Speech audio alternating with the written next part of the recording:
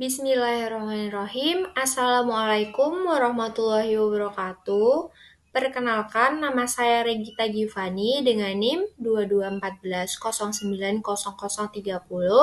Saya akan mempresentasikan tugas mata kuliah Sejarah Intelektual Minangkabau yang diampu oleh Bapak Revinaldi MPD, yaitu menjelaskan atau mempresentasikan biografi salah satu pahlawan dari daerah Minangkabau, Sumatera Barat. Baiklah, di sini saya akan mempresentasikan seorang sosok pahlawan yang sangat menginspirasi dari Minangkabau, dari daerah Pitalah, Sumatera Barat, yaitu Salah Yusuf Sultan Mangkuto. Selanjutnya, yang pertama adalah biografi Salah Yusuf Sultan Mangkuto.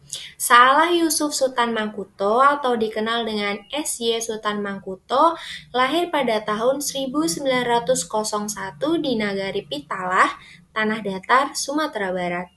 Salah Yusuf Sultan Mangkuto berasal dari keluarga yang memiliki latar belakang budaya dan adat yang sangat kuat. Sejak kecil, ia dibesarkan dalam lingkungan yang menekankan pentingnya pendidikan dan penghayatan terhadap tradisi Minangkabau sendiri.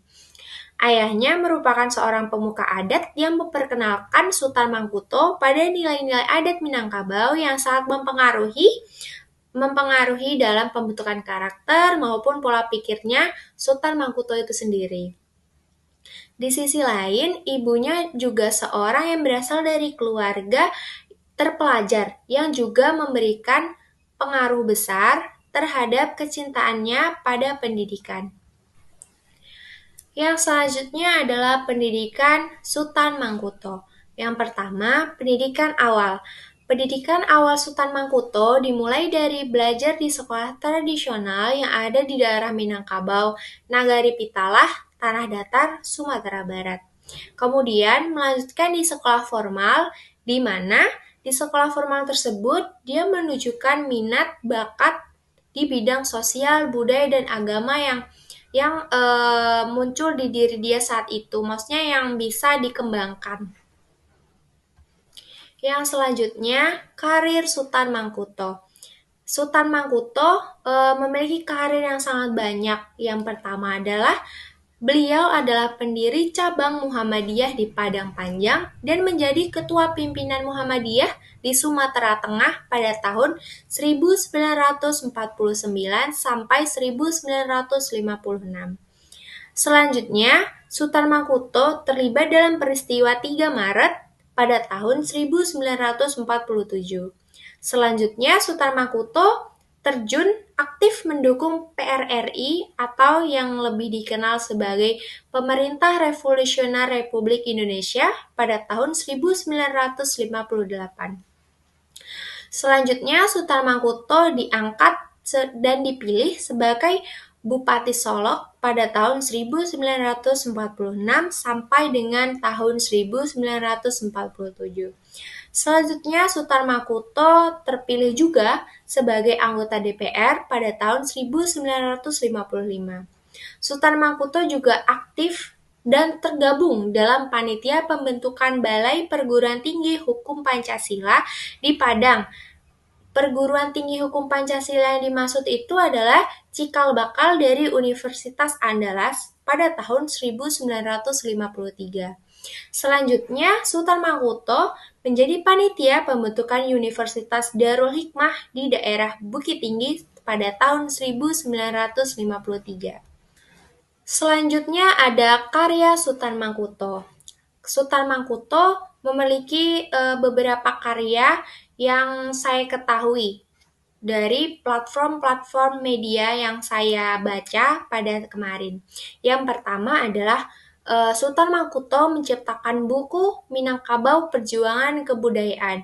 Buku ini memuat pemikiran dan gagasan serta bagaimana masyarakat Minangkabau bisa bertahan di tengah tantangan globalisasi dan kolonialisme saat itu. Yang selanjutnya, puisi-puisi perjuangan, yaitu kumpulan puisi dari Sultan Mangkuto dalam menggambarkan semangat perjuangan rakyat Indonesia dalam menghadapi penjajahan pada tahun itu. Yang selanjutnya, Sultan Mangkuto menciptakan buku yang berjudul Membangun Indonesia Merdeka. Buku ini membahas tentang bagaimana pergerakan kemerdekaan Indonesia tidak hanya melibatkan pahlawan, tetapi juga harus berfokus dengan sistem sosial dan politik. Pada saat itu dan mungkin berguna juga dengan sekarang. Yang selanjutnya adalah pemikiran-pemikiran Sultan Mangkuto. Sultan Mangkuto adalah seorang aktivis, cerdas, penulis cendekiawan yang berasal dari daerah Pitalah, Tanah Datar, Sumatera Barat. Yang pertama, pemikiran-pemikiran Sultan Mangkuto yang sangat mencolok adalah pemikiran dalam bidang pendidikan. Beliau berpendapat bahwa pendidikan tinggi memiliki peranan penting dalam membentuk karakter bangsa dan memberikan bekal kepada generasi muda agar dapat berkontribusi pada pembangunan bangsa Indonesia. Yang selanjutnya, pemikiran dalam bidang hukum. Beliau berpendapat bahwa sistem hukum Indonesia harus berlandaskan pada Pancasila sebagai dasar negara dan harus menyerap nilai-nilai hukum Islam dan adat istiadat Minangkabau yang berasal dari daerah Sumatera Barat. Yang selanjutnya adalah pemikiran dalam bidang sosial dan politik. Beliau berpendapat bahwa keberagaman budaya dan etnis di Indonesia tidak boleh menjadi pemecah belah bangsa. Yang seharusnya Indonesia itu menjadikan negara-negara yang sangat rukun karena banyak perbedaan agama, etnis, maupun bahasa yang beraneka ragam di Indonesia. Yang selanjutnya adalah pemikiran dalam bidang kebudayaan. Beliau berpendapat bahwa agama adalah bidang integral dari identitas bangsa. Yang selanjutnya adalah pemikiran dalam bidang agama. Beliau berpendapat bahwa agama tidak boleh dijadikan alat untuk memecah belah bangsa, melainkan harus menjadikan landasan untuk memperkuat persatuan dan kesatuan bangsa Indonesia. Yang selanjutnya adalah pemikiran dalam bidang kebudayaan. Sultan Mangkuto memiliki pendapat bahwa budaya adalah bagian salah satu integral ataupun warisan tak benda yang sangat berharga di Indonesia. Karena Indonesia memiliki banyak etnis, agama, bahasa, dan yang lain-lainnya. Sekian presentasi yang dapat saya sampaikan pada kali ini. Terlebih jika ada salah dan kurangnya saya mohon maaf. Wabillahi taufiq walhidayah. Wassalamualaikum warahmatullahi wabarakatuh.